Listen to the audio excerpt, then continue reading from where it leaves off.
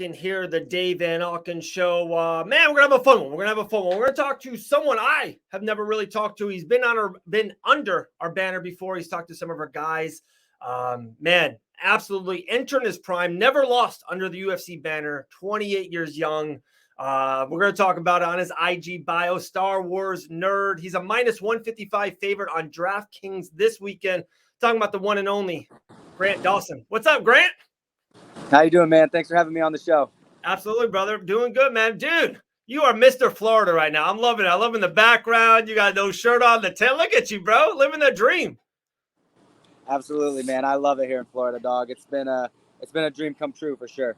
Very cool. Dude, we'll talk about that. There's so much, man. I don't want to take up too much of your time. I know it's fight week, but I do, man. You look like 156 already, man. Looking clean.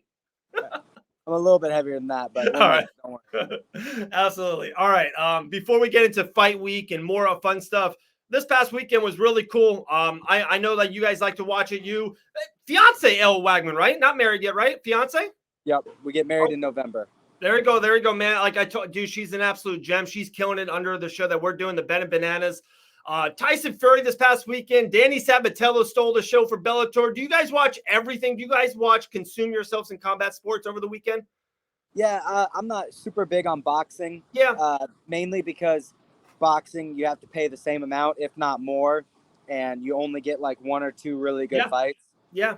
Unless you're a diehard boxing fan. Whereas MMA, you pay, and usually the whole card is really good. So I usually stick with MMA, but we watch Bellator, we watch PFL, we watch it all, man. Anything MMA related, we watch it. We watch shit on Fight Pass. Yeah. Man, Fight Pass might soon have a really good betting show. Ben and Bananas under the brand. We'll see. You never know, man. That's what I heard. Hey. All right. So much to get into. For one, it's fight week. Like I said, dude, you're undefeated under the UFC banner. I still think you're a tad underappreciated or underlooked under the banner, but you can clear up a lot of things this Saturday, right? UFC Vegas 53. Do you still get those jitters? Do you still getting, fight week giddy or nervousness or butterflies? Is it still the same, or is it, man, you're what, 17 wins? Are you still, are you over that a little bit? Man, I don't think you're ever going to get over it. And if I do, it probably means I don't care about winning anymore. True. This sport is so important to me. Winning is so important to me. Of course I get nervous. Of course I get, downright scared, right before we walk out. It's the emotions that we all feel. And anybody that tells you they don't feel it, they're either lying or they don't care about winning. Right. I care about winning so much that it drives me crazy, but I'm good. I perform under those. I do well under that stress. Yeah. I'm a game time fighter. So it doesn't bug me. I'm ready to go. I know Jared's going to be ready to go, and I think we're going to put on a fight of the night performance. Absolutely. Vera and Font's a really great main event, really good main event, got a good poster for it. But to me, especially, and it's not because, we got ties with you a little bit. Your fight is definitely circled. Like you guys have, like Gordon's been there before, very savvy veteran, had a ton of pub on him with the whole Fight Island thing and the COVID thing and all that stuff. And with Dana White. Do you feel like this is kind of, the biggest fight, kind of the most pub under your eyes? I think you're the featured bout. I think you're one underneath the co-main. Do you feel that this is a big step up, a veteran of the game in Gordon? Oh, yeah, absolutely. For me, at least, this is a huge fight. Yeah. Gordon's fought the champ. Gordon's fought a lot of really good guys. He beat Joe Stalecki, which is a very, very good win under his belt. I like Joe a lot as well. And he's very good. He's a very good fighter. And Jared beat him 2-1. So, I know how tough this guy is. They have me as a small favorite. I'm not paying any attention to that. I don't care about any of what that says. I know how good he is. I know how good I am. And I'm going to go out there and I'm going to show my improvements that I've made with my new camp. And also that I do belong in there fighting these guys. And that's the thing that always pisses me off with guys that talk a lot of trash. It's always, my opponent sucks. My opponent sucks. Well, if they suck, why are you fighting them? Right. I'm fighting good guys. Right. I'm fighting guys that only lose to the highest tier, so that when he loses to me, he's going to know that I'm also the highest tier. So he's very good, very, very well-rounded fighter. I'm coming prepared for everything. I know we'll get into Star Wars. We'll get into NFT. We'll get into Marvel in a second. I know, but you just said it. Perfect transition in the business. Moving about, your new fight camp. You saying how much you love Florida. Can you hit on that a little bit? What was the essence of the move? Was it just a personal business, a little bit of both? How much are you loving Florida? American Top Team. I'm loving your pictures, you know, at Masvidal and Cody Law. There's some absolute monsters 1 through 63 in that gym. I love that gym. Just tell me about the whole, you know, move with UNL. It's been great, man. You know, it was, I needed something different. I needed, it had nothing to do with glory. It had nothing to do with any of that. It was just, I'd been there for 8 years.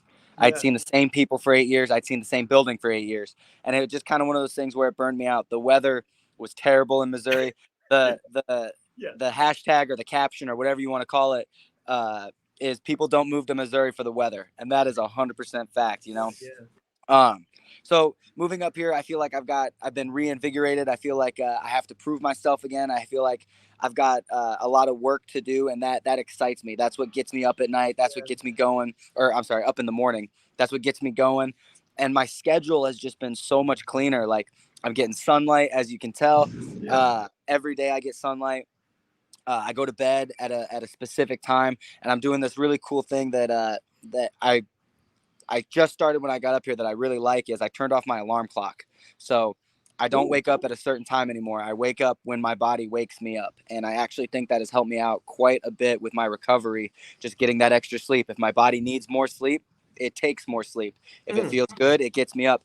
And the nice thing about that is my practice doesn't start until 11 o'clock in the afternoon or 11 o'clock in the morning. So I don't have to be. Oh, I lost the sound. I think someone called you. Yeah. Are we good? Okay, you're good. You're back. All right, 2 things there I want to jump on. One, has there been one morning you're like, fuck, come on, it's like 10:30 or 10:45. Has there been one or twice that with no alarm clock you went through it, or no, you've been good, man, you're with it? You know what's crazy is when I first started, I would get up about 9 o'clock. Okay. So I would go to bed. I would go to bed around 10 or 11. Honestly, maybe more like 12, you know, staying up a little later, and I would get up at 10. Yeah. And still make it or 9 or 10 and still make it practice, no problem.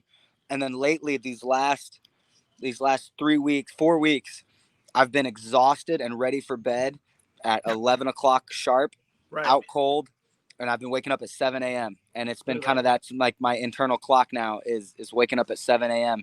And again, no alarm clock, nothing screaming at me, waking me up. Just my body naturally wakes up. And I feel way more ready to go. So I actually really like what I'm doing with that, and I'm going to keep doing it.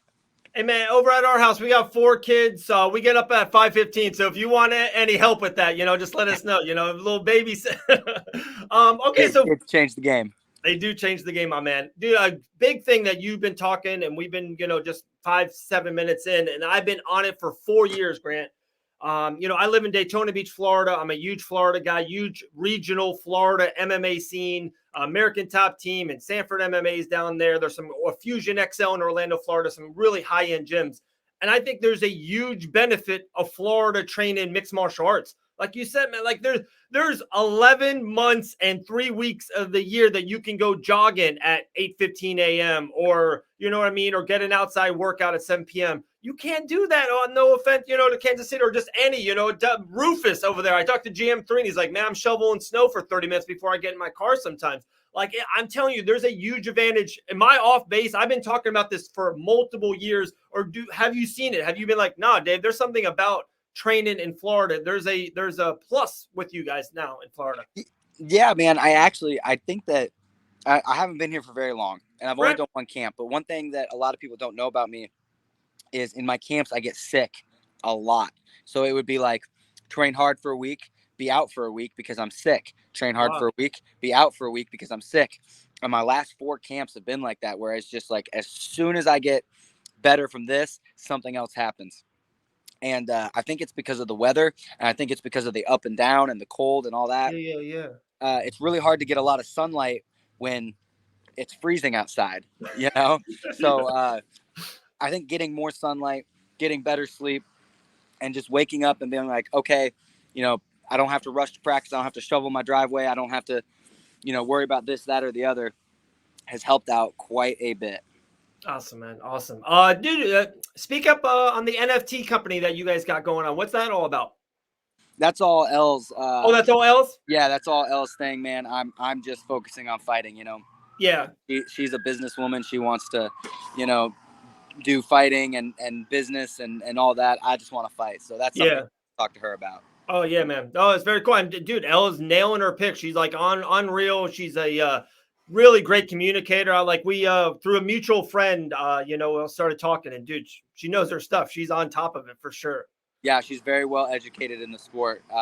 Being that she fights, she obsesses over the sport. You know, a lot of these fighters, a lot of these athletes, they just watch for fun. She obsesses over it. She's a lot like me in that aspect. So she definitely knows what she's talking about.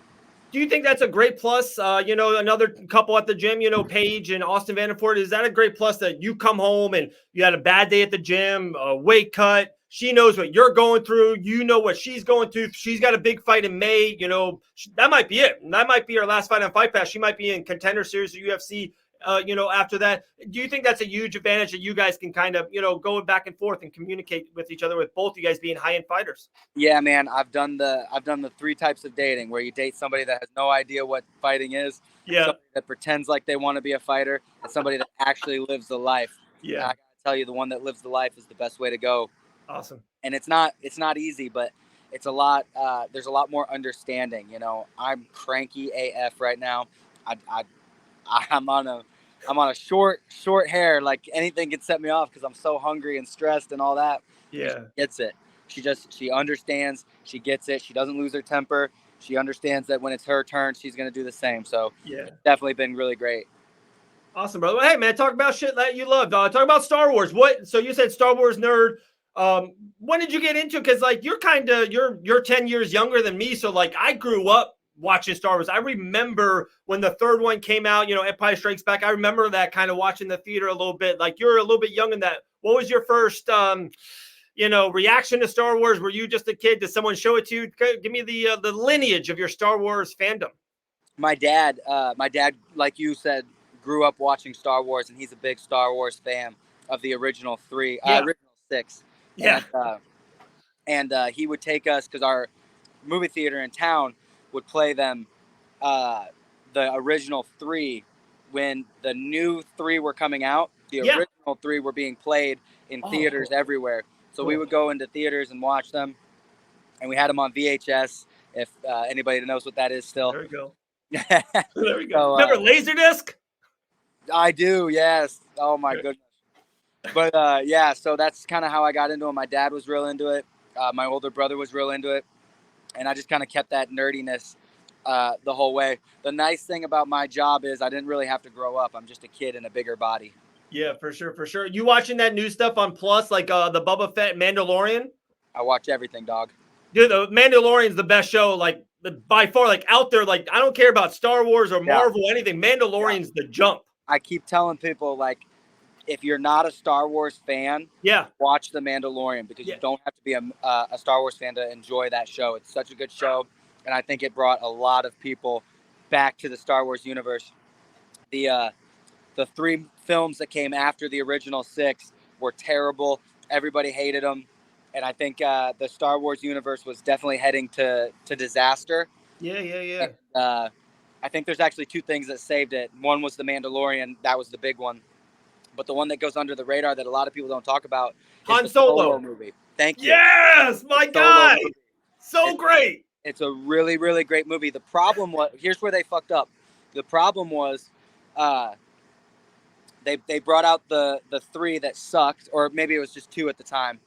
And then instead of going to The Mandalorian, they went to the Han Solo movie. And since we had already gotten 2 movies that weren't great, we all assumed Solo was going to be terrible.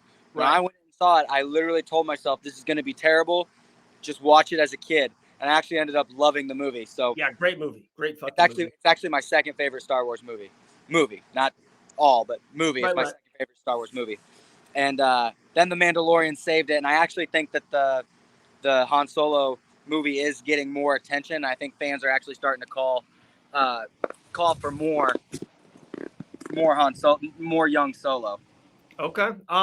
So Mandalorian, the 1 and 2, Bubba was unreal. I thought Mandalorian season 2 was unreal, right?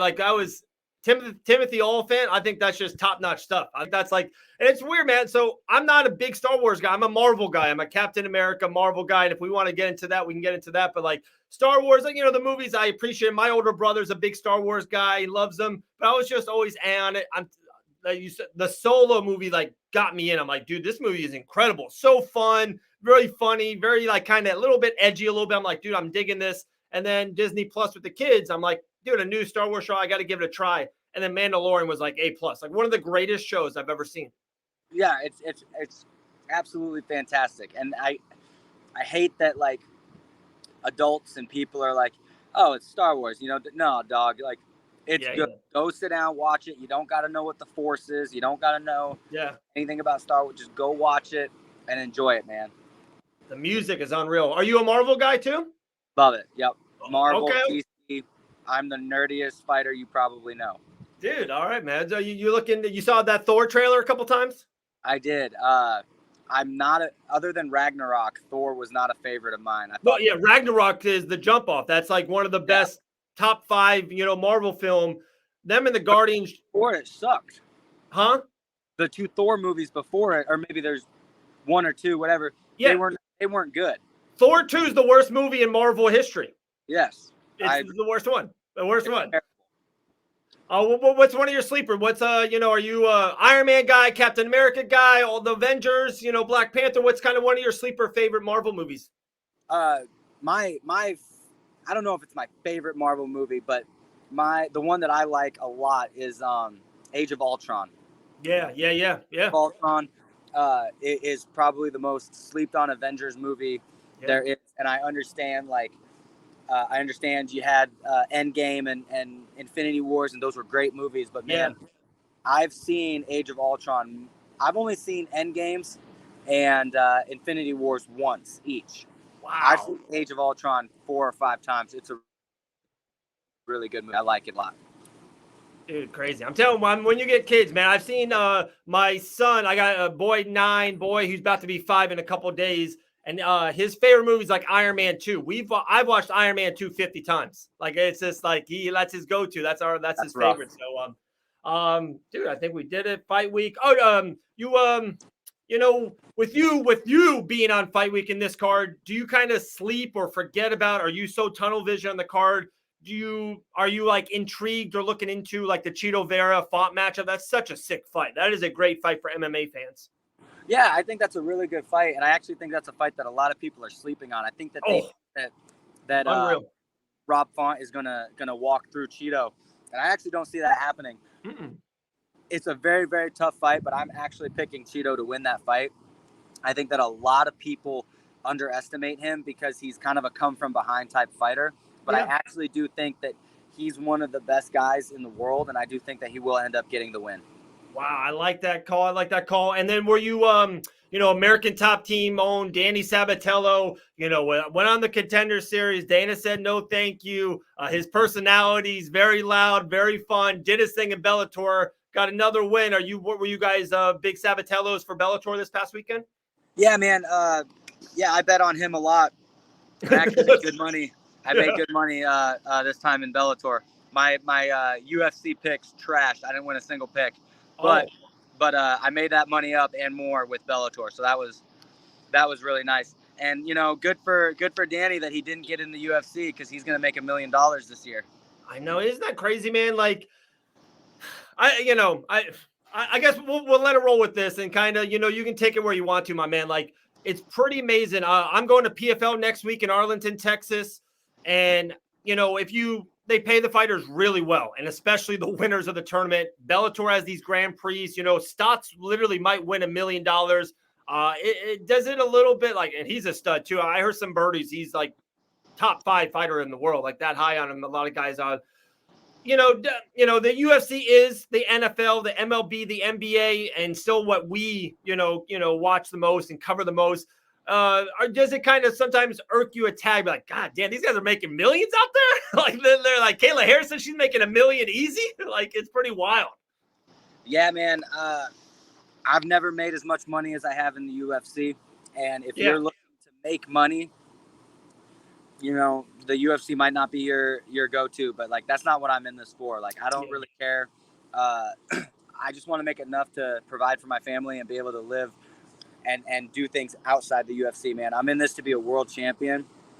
And I think the only real world champion, the only champion that can go to bed every single night and say, hey, I am the best fighter in the world, is the UFCs. Now, if you want to make money, go to Bellator. If you want to make, money, go to PFL. That's great. I have nothing against those guys. That's awesome. And I think that with enough time, I will make that same amount of money in the UFC. Yeah, It's about accomplishment. You know, I get to go to bed every night knowing that I was a world champion. That's the goal. You picked a fucking hard weight class, my guy. Yeah, well, yeah. I love it, man. If it was up to me, I would be a heavyweight. They all suck at fighting, and they get to eat whatever they want. I know, man. Dude, they throw one leg kick and a jab, and like people go crazy when the heavyweights do that. That's funny as shit, man. I'm so excited for you. Like I said, kind of been working with Elle for the last couple of weeks. She's an absolute gem. I'm just really happy to be connected to you guys. I wish you nothing but the best. Safe travels this week. Kick-ass fight week. Watch Mandalorian on the plane. And, bro, we'll talk after your win. All right, man? All right. Sounds good, man. Thank you so much for having me on the show. It was a lot of fun. Absolutely, brother. I'm calling second round submission by you. That's my DraftKings bet. All right? My man. Thank you. All right, brother. Be good.